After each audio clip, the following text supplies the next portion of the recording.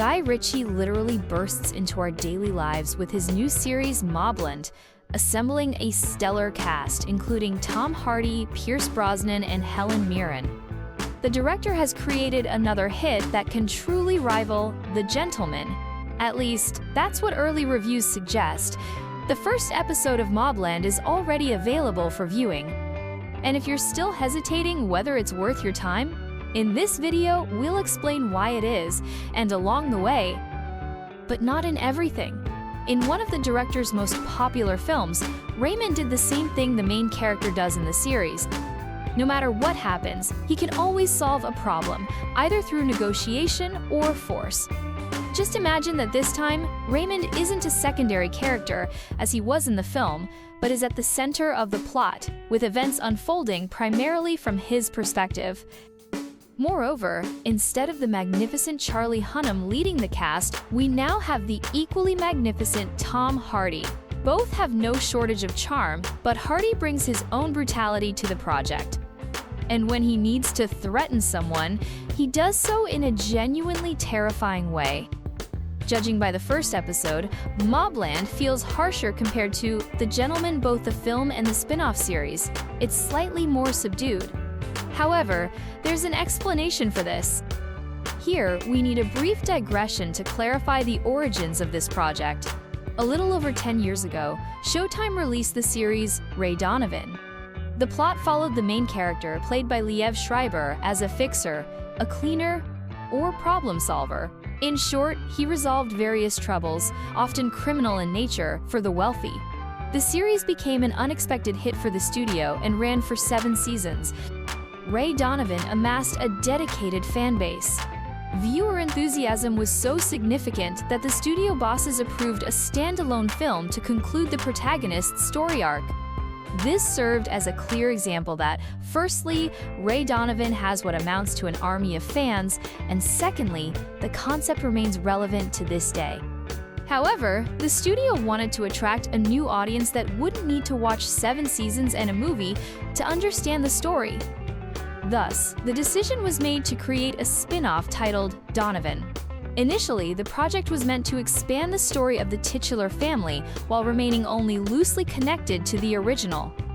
Additionally, the action was to shift from Los Angeles to London to tell a completely different story and add local flavor. And who better to understand how to shoot atmospheric crime dramas with a London vibe? That's right, none other than Maestro Guy Ritchie, who was appointed producer and director. The choice couldn't be more fitting, given Ritchie's signature style and much of his filmography. Moreover, other directors joined during production to ensure episodes differed from one another while maintaining a cohesive tone. This is standard practice for series to add variety. Yet Guy Ritchie's touch is palpable from the very first frames and persists throughout the entire premiere episode, particularly in the dialogue and narrative delivery. To clarify, Guy Ritchie isn't the screenwriter for MobLand. He serves as a curator and visualizer for the project, though he likely contributed edits. Even so, the screenwriters' names are well known: Ronan Bennett, who worked on the film Public Enemies, and the recent The Jackal with Eddie Redmayne. By the way, the series has proven itself as an excellent project about a hitman, binge-worthy, and already renewed for a second season. The second screenwriter, Jez Butterworth, is behind Edge of Tomorrow and Ford v Ferrari. In other words, the production team behind MobLand is more than impressive. Perhaps the team wanted to avoid heavy ties to Ray Donovan to maintain creative freedom. Unsurprisingly, during production, the series underwent drastic changes. The original concept was scrapped, leaving only the core idea of a protagonist resolving criminal issues. The title was also changed. Donovan was initially referred to as Partners, with the final title becoming MobLand. Above all, the series now closely resembles The Gentleman. In the film, the criminal family was Mickey Pearson and his wife, with Raymond Smith as the fixer. MobLand goes further, depicting an impending war between crime families. Here, the focus isn't on selling a business, betrayal, or its consequences. The series plunges us straight into the criminal underworld and its power struggles.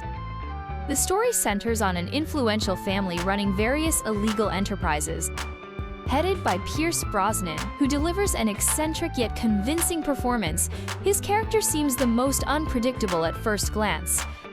His wife, portrayed by Helen Mirren, is more restrained and acts as a gray cardinal, appearing uninvolved while secretly making critical decisions.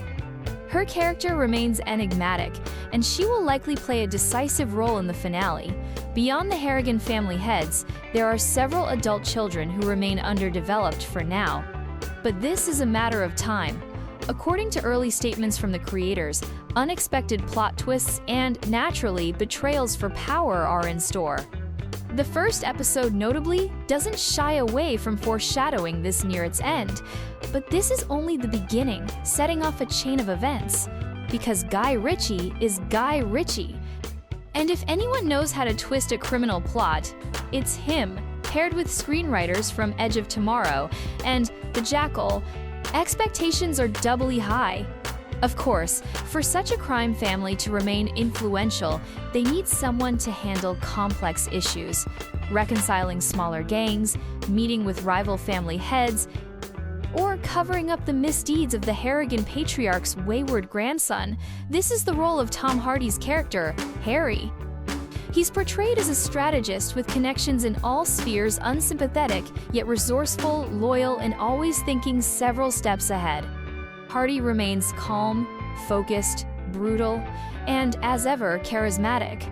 Initial impressions of the character are overwhelmingly positive. He commands every scene he's in. Of course, fans of Ray Donovan might be disappointed that only the fixer concept remains from the original plan, with Schreiber replaced by Hardy. Yet, thanks to its detachment from the source material, the series feels like a fully standalone project in the classic Guy Ritchie vein. The director's style diverges sharply from the original series, prompting the launch of a new franchise. The series consists of 10 episodes released weekly. For now, this is arguably its main drawback, as viewers must patiently await the resolution. Many now wonder, is Guy Ritchie moving toward creating a shared universe that would include MobLand and both the Gentleman projects? The director avoids answering this. Complications arise because the projects belong to different studios, though they share a similar atmosphere.